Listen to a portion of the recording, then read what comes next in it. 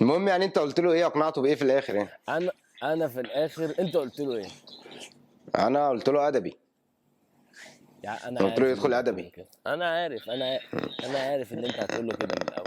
يا امال ابني اقول له علمي، يا ايه؟ ابني ادبي ايه؟ ادبي ايه من امتى احنا ادبي بيفهم؟ علمي يا عم ادم، يدخل علمي. بقى حاجات علمي كبيره يطلع وجعلصه.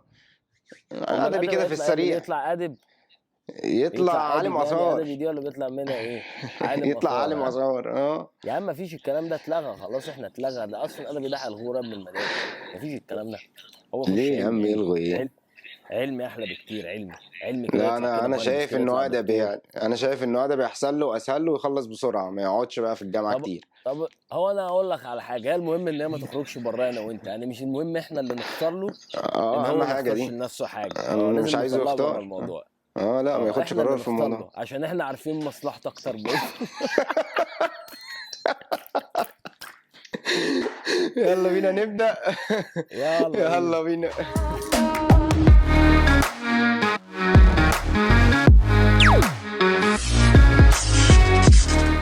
ازيك يا دوم، عامل ايه؟ وحشتوني وحشتوني وحشتوني. اخبارك يا منى يا جميل؟ ايه كله الاخبار؟ تمام. الحمد لله تمام، وحشتونا جدا. ازيكم عاملين انتوا كمان؟ يا رب يا تكونوا رب بخير. تكونوا ايه بخير الاخبار؟ وصحة وسعادة ورزق ودولارات وين وذهب وياقوت ومرجان كمان. كله زي الفل ايه ده الحمد ايه ده ايه لله. ده ايه الرضا ده؟ ايه الرضا ده يا عم ادم؟ ايه الرضا ده ايه كله؟ الاخبار؟ ايه حن... الاخبار؟ ح... ح... كله زي الفل كله يا تمام. وحش، كله جميل. هنتكلم في ايه النهارده يا مون؟ هتكلمنا عن ايه النهارده؟ لا لا لا. طيب اتغديت مش هنخش بيك على انا شغل قبل ما بعض. تتعشى احنا باين. النهارده هنتكلم. النهارده هنتكلم عن اهم حاجه هنتكلم عليها في القناه هنا. اوبا ايه رايك في الدخله دي؟ اوبا. تخوف؟ لا اتخضيت؟ ما تتخدش، اتخضيت. اتحمست عايز اعرف ايه. النهارده هنتكلم بقى عن عن حاجه هتسهل على الناس اللي مختاره هدفها ومحققه هدفها زي ما قلنا ايوه الحلقه اللي فاتت. ان هي ازاي تسهل عليه ان هو يوصل لهدفه يا ده او رب يحقق الناس كلها هدفه ده. تحقق اهدافها يا رب. الحاجه دي اللي هي ايه يا عم ادم؟ اهم حاجه ان الواحد يكون بيختار حاجه او ماشي في مشوار او بيختار هدف او رايح في طريق هدف هو بيحبه. يكون يعني بيحبه هو لو ويكون واحد بيحب الحاجه. لو تمام. لو واحد ما بيحبش بيعمل حاجه عشان خاطر حد، والحد ده لاي سبب من الاسباب اختفى من حياته، آه. هيعملها عشان خاطر مين؟ خلاص زي بقى. ما قلنا في الحلقات اللي فاتت، والحلقه اللي فاتت هيطلع لك اللينك هنا. انت ايوه محتاج تحب نفسك، وانس ان انت حبيت تحب نفسك هتبتدي تحب الهدف او تدور على حاجه انت بتحبها تعملها. ايوه. وانس ان انت هتدور على حاجه انت بتحبها تعملها، انت هتبتدي تبدع، هتبتدي تقدم للعالم حاجه مش موجوده، وهتبقى من السوبر ستارز بتوع العالم في الحاجه دي المعينه. او لو موجوده ادينا هيبقى مثال ليك كده يا ايمن. بصمتك. او لو موجوده هيبقى ليك بصمتك فيها، هتبقى في حاجه ليك انت في المجال ده او في الحاجه اللي انت ايوه اخترتها دي. هتبقى في حاجه بتاعتك انت باسمك انت. زي اديك مثال، زي مثلا يا سيدي مثل سريع كده يسهل. نصرة ايوه التركي الجزار ده. يسهل كده على الناس. اهو حاجه بسيطه اه جدا، واحد جزار تركي اسمه نصرة اشهر التركي جزار ده في العالم. اشهر جزار في العالم. بيطبخ لمين بقى وبيعمل ايه؟ وفاتح محلاته فين؟ في كل حته في العالم، في كل مكان في العالم، مكان جامد مكان سياحي تلاقي النصرة عامل لنفسه ايوه عند في كل حته، في كل حته في موجود نصرة، صح؟ طب ما نصرة ده جزار. مظبوط، جزار. جزار في الاول وفي واحنا الاخر عندنا جزار. جزارين جنب البيت عادي كتير برضو، بس انا ما يعني. وده جزار وده جزار. بالظبط. صح. صح. في واحد طلع مبدع، ايوه. بيحب نفسه، فبيحب شكله، فبيحب شغلانته، تمام. فبيطور من نفسه، تمام. فبيطور من شغلانته، بقى اشهر جزار في العالم. تمام. ومش معنى ان انت بتختار هدف او عايز هدف او انت بتدور على هدفك او عندك هدف عايز تحققه ان انت ممكن الهدف ده يبقى اي حاجه، انك تبقى اي حاجه، مم. تعمل اي حاجه. انت عايز تسافر، ان انت عايز تشتغل شغلانه مختلفه، صحيح. ان انت عايز تروح اتجاه اتجاه فكري مختلف، انت اعمل اللي انت المهم عايزه تكون حاجه حر. انت بتحبها. اهم حاجه يكون حاجه مم. بتحبها. لو انت جاي النهارده بتفكر ان انت هدفك ان مم. انت تعمل فلوس او تلاقي شغلانه معينه، انت ممكن تشتغل اي حاجه. مم. خد بالك، اي مم. حاجه، اي شغلانه في منها كاتيجوريز. البني ادم الناجح اللي بيختار حاجه هو بيحبها وبيحب نفسه ويبتدي صحيح. يتجه في الاتجاه ده، بيلاقي نفسه من المبدعين. لو شغال ويتر، خد بالك، ما في مم. ويتر القهوجي اللي بيجيب لك كوبايه الشاي ولا كوبايه القهوه على القهوه تمام. البلدي، احلى قهوه بلدي في الدنيا. احلى قهوه بلدي. او في الراجل الويتر اللي في بيت الملكه اللي بينزل لها الكاس على الصينيه. عايز تبقى عالم. تمام. في العالم اللي اخره في وزاره التربيه والتعليم بتاعت بلد معينه، وفي العالم اللي هو عالم انترناشونال. فاي حاجه اي حاجه موجوده على وجه الارض في منها كاتيجوريز. وبعدين عايزين نبعد ايمون عن القصه بتاعت الاستنباط. عارف انت قصه الاستنباط اللي احنا كنا بنتكلم عليها؟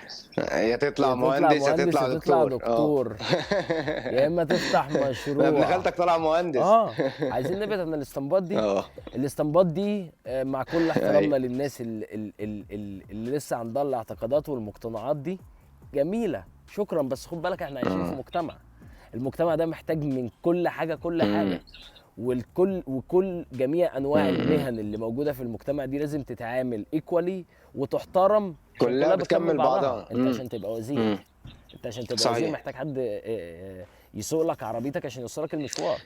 لو الراجل ده مش موجود معرفش يوصلك المشوار ومفيش الموقف، اتاخرت المشوار، اتاخر، تقدم بلدك وقف، يبقى انت وصلت البوينت بتاعت ايه؟ ان راجل السواق ده مهم زي مشوار الوزير. صحيح. هو مش عيب الشغل، مش عيب انك يبقى فيه سواق ويبقى فيه جزار ويبقى فيه بس اهم حاجه ان اللي يشتغل الشغلانه دي اللي هو بيحبها يعني ينفست في نفسه فيها جدا. يعني هو الفرق بين نصرت وبين الجزار العادي اللي في الشارع عندنا انه ده بيستثمر في اللحمه وده بيستثمر في نفسه. ده راجل صرف على نفسه بالظبط، في اللحمه برضه صح، بس ده راجل صرف على نفسه وقرا ذاكر في الحاجه اللي هو بيحبها دي وبقى فيها بقى جامد جدا فيها. والتاني بيدور بس على حاجه واحده بس اللي هي الفلوس، اللي هي الاسطمبه اللي احنا متكلمين عليها. انا هطلع جزار عشان ابويا كان جزار، عشان بيدخل لنا دخل حلو. بس في الاخر جزار عادي زي اي حد. لكن نصرت معلش حاجه تانية خالص. يعني اللي ما يعرفش نصرت احنا مش بنعمل له اعلان. نصرت ما بنعملوش اعلان يا جماعه، ما تخشوش تتفرجوا علينا احنا. بس بصوا بصه كده سريعه. فالراجل يعني احنا مش بنعمل له اعلان ولا حاجه، هو مشهور لوحده ومعروف يعني. تاني حاجه بقى انك بعد ما اخترت البوينت او الحاجه اللي انت بتحبها انك تقرا فيها كتير قوي، تتعلم فيها وتغوص فيها، تدخل بقى تديها. قبل ما تبدا اي حاجه اقرا عنها، خد فكره. احنا الحمد لله النهارده عندك الانترنت، ريسيرشز بالهبل، عندك ويب سايتس ويونيفرسيتيز بتنزل كونتنت وبتنزل اديوكيشن فور فري. خش دور على اي حاجه، حاجه انت عايزها خش اقرا عنها، خد خلفيه، ذاكر، اتعلم الحاجه من مكان ما اخر واحد وقف، خد الاكسبيرينس بتاعت الناس اللي مشوا كل الخطوات، او خد الاكسبيرينس بتاعت الناس اللي انفستت وقت وضيعت وقت فيها على الطبطب، وابتدي حط انت التاتش بتاعك ولا الانفستمنت بتاعك من اول البوينت دي. ما تخترعش العجله من الاول، ما عندناش وقت ان احنا نخترع العجله. خش خد النوليدج وحط عليها التاتش بتاعك. دي نقطه مهمه جدا طبعا. جدا جدا طبعا. عندك النهارده كونتنت على الانترنت لكل حاجه. شوف اكتر من طريقه، شوف، ذاكر قبل ما تخش على الحاجه، ذاكر، حضر نفسك، اعرف ايه هي، خد معلومات كتيره، خد عشان تدخل انت على طول توفر على نفسك وقت. يعني بدل ما تدخل تضيع وقتك بدل ما تبدا من سكراتش من الصفر تدخل على طول جاهز، تخش تاخد الاكسبيرينس بتاعت اللي قبلك 100% زي ما انت بتقول، تخش تبقى عارف انت داخل على ايه، واخد الاكسبيرينس بتاعت البني ادم اللي قبلك اللي هو وصل لحد ضيع وقت وحط الكلام ده في كتب وفيديو. خد الاكسبيرينس دي وكمل عليها، حط التاتش بتاعك. وده هينقلنا على طول بقى للنقطه الثالثه اللي هي ايه بقى يا مدام؟ خش اللي هي اسالوا اهل الذكر ان كنتم لا تعلمون. الله يعني باختصار كده اسال اللي جرب قبليك، خش اتفرج عليه زي ما ادم قال، في كونتنت كتير على اليوتيوب او على الانترنت موجود. خش اتفرج على الناس دي عملت ايه ووصلت لايه، عشان انت تبقى شايف التجربه بعينك قدامك. يعني انت هتمشي في المشوار ده تبقى شايف اللي قدامك او اللي سبقك قبله ايه، شاف ايه، هيعمل ايه، عشان لما تتحط انت في موقف تبقى عندك خلفيه او نوليدج ايه اللي هيحصل لك، تعرف تتصرف، تبقى انت موجود، الدنيا تبقى اسهل معاك اكتر بكتير. مليون في المية يا ريس، صح؟ مليون في المية. وانا برضو كلام سليم. من الناس المتبنيين المعنى بتاع شوف حد وصل للهدف اللي انت عايز توصل له بالظبط، بس يكون وصل له هو بالظبط، واساله هو وصل للموضوع ده ازاي، وخد من واحد ومن حد تاني ومن حد تالت، وحط شوف انت اللي يناسبك من هنا واللي يناسبك من هنا واللي يناسبك من هنا، طلع المعادله اللي تناسبك انت وتنفعك انت بطريقتك تناسبك انت صحيح وشخصيتك، وتحرك على المشوار. واهم حاجه لما تاخد من حد معلومه توصل لاصل المعلومه، هو وصل للموضوع ده في الحته هو حد يكون وصل للهدف، هو خلاص وصل له، هو عنده معلومه، المعلومه بتاعته دي بيزد عن تجربه، حاول تعرف انك توصل تمام. لاصل المعلومه. احكي لكم انا قصه بموضوع اصل المعلومه دي. المصدر. المصدر، مش لازم تبقى عارف المصدر، عشان لو انت عرفت لازم توصل السورس للمصدر. بتاع المعلومه الاساسي، لو انت عرفت السورس أيوة. بتاع المعلومه الاساسي، هتقدر انت بعد كده في اي أيوة. موقف تقدر تتحرك تتشكل، هتبقى فري. صحيح صحيح. مثال صغير كده تمام. قلنا على الموضوع بتاع المعلومه ده، قصه عالميه قول بقى قول مع طلع ايمن. حكيم من قبل ما تقول. رحت لواحد صاحبي اسمه فرانشيسكو، كنت عند صاحبي ده، كنت انا لسه بقى ايه جديد في ايطاليا كده، لسه واصل بقى، وعايز اشوف بقى انت عارف ايه، عايز اشوف بقى الناس الطليان عايشين ازاي. فالمهم صاحبي ده عزمنا، ده كان صاحبي أيوة. معايا في الجامعه، خدني عزمني عنده في البيت بتاع البحر في الفتره بتاعت الاجازه. يلا بينا نطلع على بيت البحر، نطلع على بيت تمام. البحر. صاحبي ده قال لي هعمل لكم ايه، اكله كده ايه طلياني، انا اللي هعملها في جميل. البيت وبتاع. المهم ايه، وقف هو في المطبخ يظبط الاكل، وانا كنت ايه مشغول بلعب مزيكا وبسمع مزيكا مع الشباب وعمالين نهزر ونضحك. الاكل جاهز، قعدت يا ايمن احلى طبق مكرونه دقته في حياتي. حلو. صحة وعافية. مكرونه زي اسباجيتي بس نص. اه.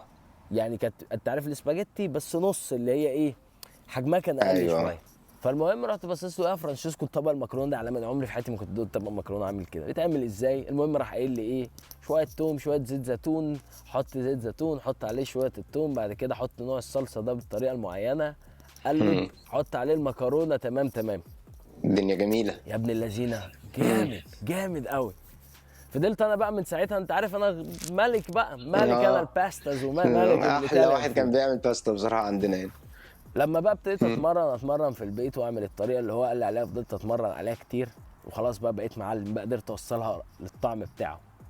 جيت عزمت فرانشيسكو عندي تمام. في البيت، وعامل له بقى مفاجاه بقى، والطريقه عامل له دي طبق باستا من اللي هو بيحبها. رحت جايب المكرونه الاسباجيتي، كسر المكرونه الاسباجيتي، غالي المكرونه الاسباجيتي، مقطع عامل الصوص زي ما هو قال لي بالظبط، حطيتهم على بعض. اول ما تمام. قعدنا على الترابيزه راح باصص للطبق، راح باصص لي بيقول لي ايه ده؟ فبقول له يا معلم دي نفس طريقه المكرونه الاسباجيتي اللي انت علمتني بتتعمل ازاي. قال لي طب وانت كسر المكرونه ليه؟ اه. ما هو قلت له ما انت لما اه. عملتها كنت كسر المكرونه. قال لي طب انا كنت بس كسر المكرونه عشان كنت في البيت بتاع البحر، الحله بتاعتي كانت صغيره، لا والله. ما عنديش حله عاليه تستحمل. يعني هو اصلا الطريقة مش ان هي انت تتكسر. كسر المكرونه ليه؟ ايوه.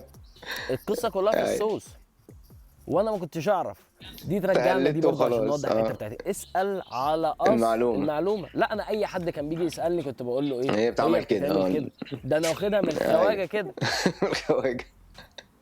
وهو كان بيتعامل بيمشي ايوه الدنيا. ايوه.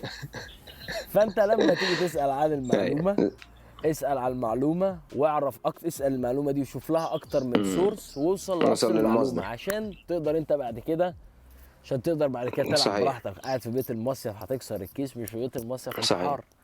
عيش يا معلم اديها. وانبسط.